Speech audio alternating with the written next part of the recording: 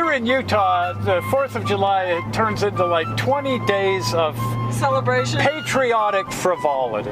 Yeah. Patriotic frivolity. 4th of July, yeah. And in this particular case, we're going to a Colonial Festival. Oh boy. Our friend Gregg, who channels Benjamin Franklin, I would say that he impersonates Benjamin Franklin, but that doesn't sum up what he does. He channels Benjamin Franklin. It sort of becomes Benjamin Franklin. And we're going up to this thing. He puts on this thing every year where they all dress up and they do colonial things and they shoot colonial guns and they shoot colonial cannons and whatever. And we're going to buy some trinkets because that's what you do. That's what you do when you go to a thing like this. There's stuff for sale, and we're going to buy stuff because they're selling stuff.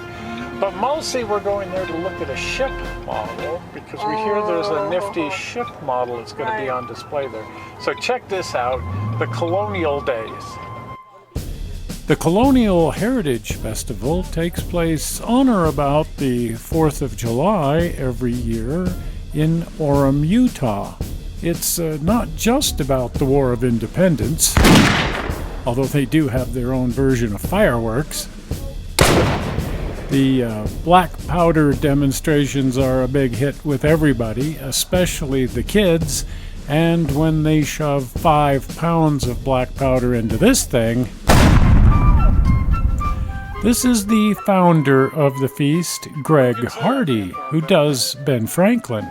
It's the Colonial Heritage Festival, and we've been doing it. This is our 9th year, and it's grown every year in complexity and joy. The first year that we put the event together, we conservatively figured we got 5,000 to 6,000 people. This last year, estimates place it in the 45,000 to 50,000 range. So, population that enjoys the event has grown, and with that, the number of reenactors and artisans have grown exponentially as well. Now we're including people from basically every corner of the nation who want to come to Utah for this unique event in the fact that it's an educational event. We're not there to sell you anything or market you anything. We hope you leave with a little better understanding of your country and the people who founded it and the struggles that it took. You didn't run to Walmart for a shirt or a pair of shoes. You had to visit the people in the village who produced those, and they visited the people that produced the basic goods. So it was a more symbiotic time, and people have lost that. If you are a working artisan, we allow you to come in and set up and teach your trade to the audience. We haven't charged.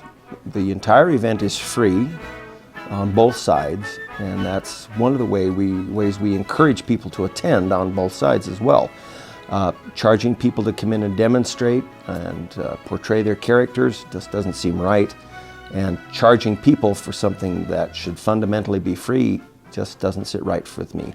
It is a good deal of fun to see the various reenactors and craftspeople, sometimes selling their wares, sometimes not. Many people are simply displaying their projects or hobbies. Case in point, a group of guys who have modeled the Mayflower in 3/4 inch to the foot scale. The model is nearly finished. They hope to have it completely done for the show, but the sails are not on it, as is the final sail rigging, the running rigging. The rigging that you see here is called the standing rigging. This is the rigging that held the whole ship together and kept the masts from tipping over. None of this is movable, it's all structural. There's some really beautiful modeling here. The ship is made almost entirely of wood. Even the figures have been carved out of wood. That's kind of cool. The cannon barrels and a few other odd parts are made of metal, but predominantly the ship is wood. Much of the wood is pinned to the frame exactly the way it would have been built as the Mayflower full size. The cannons, interestingly enough, are functional. These small charges can be slid into the barrel and it packs quite a wallop. They've also modeled a large field cannon, but mercifully they didn't shoot that. The Mayflower certainly has an interesting place in American history, although its story is often misunderstood, and the builders of this model are trying to set the record straight, as well as creating one great-looking model. With its functional little cannons, it too is a big hit with the kids, although the kids do seem to prefer the big cannon.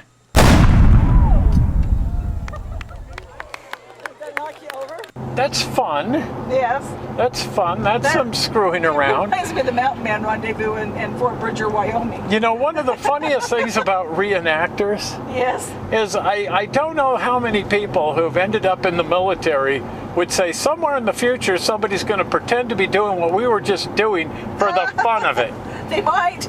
So, you know, they're going to wear uniforms and march in a row and shoot guns at each other. It's like, no, why would anybody in their right mind do that just to screw around? I mean, we're doing that to try to defend our country or something. But excuse me, what are they doing? Anyway, reenacting's becoming a really big deal, fun. and a lot of people are doing it. And actually, I totally get it. It's actually quite fun. cool. It's fun. They get a big charge out of it. They get a big charge out, especially if they're using 5 pounds of black powder in their cannon. That's a big charge. Anyway, very, very fun, and we had a good time. If you haven't been over to the channel, do pop on over to the channel, and you can get there by clicking on the blue button, which will be appearing momentarily right down here, and it takes you to the channel, and it makes you a subscriber. If you're already a subscriber, it just takes you to the channel, where you can feast on the 160 almost movies, wow, that are over there. It's amazing when you think about it. If you're not a subscriber, it makes you a subscriber, and that's extra cool. And doing, you see it right here, blue button says subscribe. 160 cool movies await. Well, we're not sure how you found this fun and rather frivolous example of screwing around here on the internet. We hope you didn't find it boring.